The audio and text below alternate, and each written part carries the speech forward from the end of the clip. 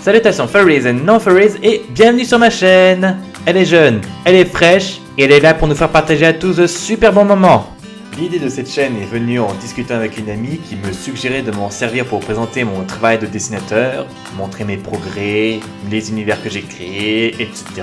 Et quoi de mieux que de se lancer dans l'aventure YouTube quand on a, comme moi, le taux de confiance en soi volant au-dessus du ras des pâquerettes.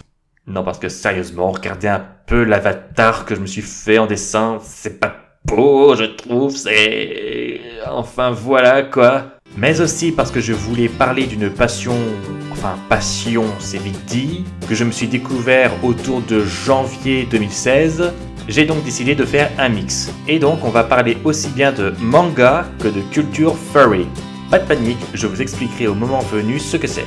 Et voici comment on va découper ceci sur la chaîne. Aïe. Donc, concernant la partie manga tout d'abord, je vous présenterai aussi bien mon travail personnel que les séries qui m'inspirent. Plutôt les séries coup de cœur ou des séries narrativement plaisantes, plaisantes de mon point de vue. Et si vous vous attendez à voir des séries ultra populaires style My Hero Academia, oubliez, je ne parlerai de ces séries que si ça apporte quelque chose à mon propre travail.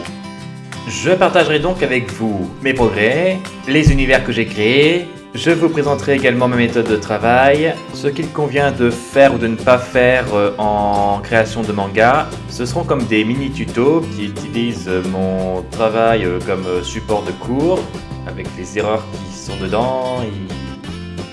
Je sais pas si je suis courageux ou si je suis masochiste là. Enfin bref, attention, quand je parle de mini-tuto, je dis juste plutôt des petits trucs pour ceux qui veulent se lancer dans l'aventure du manga, pas des cours construits théoriques sur comment faire un manga de A à Z, d'autant qu'il y a déjà des youtubeurs qui font ça très bien, comme Webdessin ou Frédéric Penet, même s'ils sont plus orientés vers la BD franco-belge. Mais si plus tard la confiance me vient, alors oui, je ferai peut-être quelques petits tutos, d'autant que j'ai regardé des tutos pour dessiner des furries en français, il n'y en a pas tant que ça, et je trouve ça dommage. Ce qui va me permettre de rebondir sur la partie furry de la chaîne. Alors, qu'est-ce qu'un furry ? Eh bien, une personne furry est une personne qui se dit fan d'animaux anthropomorphiques, c'est-à-dire des animaux ou des créatures mythologiques à qui on a donné des caractéristiques humaines. Cette partie de la chaîne va donc pousser plus loin la définition du concept de furry, vous présenter un peu la communauté furry et ce qu'on peut y trouver en termes de personnes comme de création.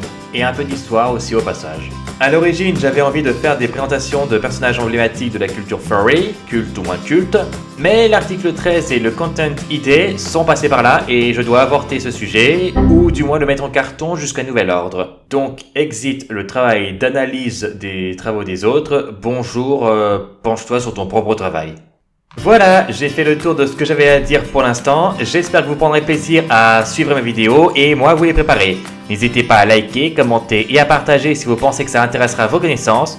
On se retrouve très bientôt, d'ici là, portez-vous bien!